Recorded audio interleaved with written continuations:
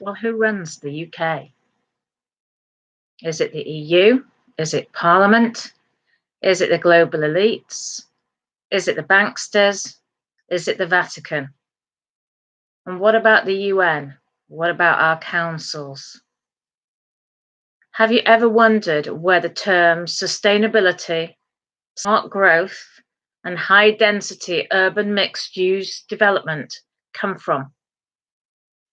Doesn't it seem like about 10 years ago but you'd never up until that point heard those words, and now everything seems to include these concepts?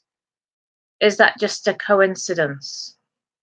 That every town and county and state and nation in the world would be changing their land use and planning codes and government policies to align themselves with what exactly? Considering all of their policies are woven into various general plans at council level of the cities and counties, it's important for people to know where these policies are actually coming from. While many people support the United Nations for their peacekeeping efforts, hardly anyone knows that they have very specific land use policies that they would like to see implemented in every city, county, state, and nation. So, Agenda 21 being the 21st century, it's a non binding action plan of the United Nations with regard to sustainable development. It's a product of an Earth Summit, which happened in 1992. It's an action agenda for the United Nations, other multilateral organizations, and individual governments around the world that can be executed at local, national, and global levels. It has been affirmed and had a few modifications at subsequent UN conferences. Its aim is achieving global sustainable development. One major objective of the Agenda 21 initiative is that every local government should draw its own local Agenda 21, and hence our councils answer directly to the United Nations. And this agenda is moving forward whilst the country is fixated on leaving the European Union. Since 2015, Sustainable Development Goals are now included in the Agenda 2030, also known as the Sustainable Development Goals, being a set of goals decided upon by the UN Sustainable Development Summit in 2015. It takes all of the goals from Agenda 21 and reasserts them as the basis for sustainable development, saying, we reaffirm all the principles of the Rio Declaration on Environment and Development. Adding on to those goals from the original document, there's actually now a total of 17 goals which have been agreed upon, revolving around the same concepts as Agenda 21, essentially people, the planet, prosperity, peace, and partnership. The specific plan has its basis in communitarianism. So, in a nutshell, the plan calls for governments to take control of all land use and not leave any of the decision making in the hands of private property owners. It's assumed that people are not good stewards of their own land, and the government will do a better job if they are in control. Individual rights in general are to give way to the needs of communities as determined by the governing body. Moreover, people should be rounded up off the land and packed into human settlements or islands of human habitation close to employment centres and transportation. Another programme called the Wildlife Project spells out how most of the land is to be set aside for non-humans. The UN Agenda 21 cites the affluence of the British and US as being a major problem which needs to be corrected. Essentially, Agenda 21 is controlling the land, natural resources, and entire populations. It seeks to control the air by carbon emissions, the ground by sustainable development, and the sea by environmental regulations. Of course, being human will always have an impact on the environment. So let's take a look at two specific focus areas.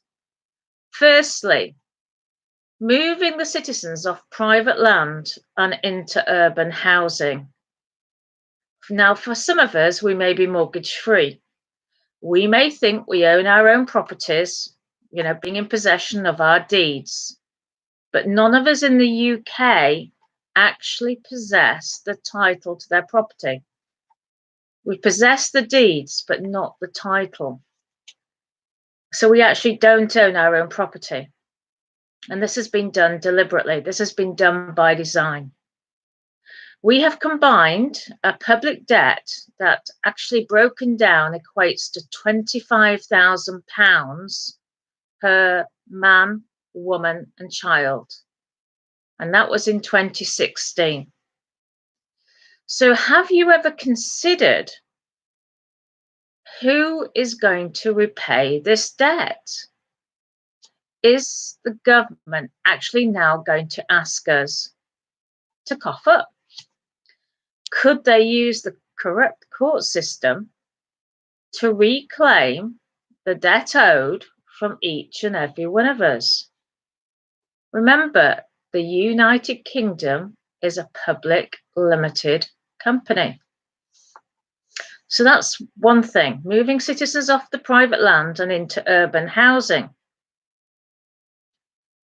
Right, so secondly, creating vast wilderness spaces inhabited by large carnivores. Now, you probably think that sounds really far-fetched, but should it be? Remember, the Infrastructure Act of 2015 allows for public land, such as parks and beaches, to be placed into corporate ownership. And let's take a look at agriculture, with set aside being an incentive scheme introduced by the European Community in 1988 to require farmers to leave a proportion of their land free of intensive production. So that land is classed as being set aside. So they were supposed to keep 10% of their land free. And one of the reasons was because of the environmental benefits. So it was to improve the quality of the land. But hang on, is that sensible? Because why has our land been depleted of its natural resources? Well, our soils now of poor quality due to generations of farmers having adopted the mantra that it's impossible to grow a decent crop without a bag full of chemicals and half a dozen pesticide sprays. Now, much of the tax paid by Europe's citizens to support agriculture have actually ended up swelling the profits of chemical companies. So it's big business yet again. Now, are these wilderness spaces going to be made available once the citizens are moved off the private land, together with the removal of farmland which has been set aside and not been farmed in recent years? So I've only covered 2 of the 10 significant parts of the UN Agenda 21, Agenda 2030 in this show today. Essentially, these agendae aim to lower the standard of living for British and Americans so that the people in poorer countries will have a greater wealth. There'll be more of a communist redistribution from the rich nations such as the UK and the USA to the poorer nations. Remember, nobody must be left behind. Of course, people around the world aspire to achieve the levels of prosperity we have in our country, and they will often risk their lives to come over here. We are cast in a very negative light, and in the eyes of sustainable development, we all need to be taken down to a condition closer to the average, the norm in the world. Only then, they say, will there be social justice, which is a cornerstone of the UN Agenda 21 plan. But of course, remember, ladies and gentlemen, this doesn't mean that the global elites will have their wealth removed from them. It'll come down to us, we the people. And it's about time we took back control. Thanks for listening. Please share the video. I can't. And whilst everybody's looking at the EU, the real power is between the councils and the United Nations. They're the ones with power to take our land back. Thank you, and see you again soon. Goodbye for now.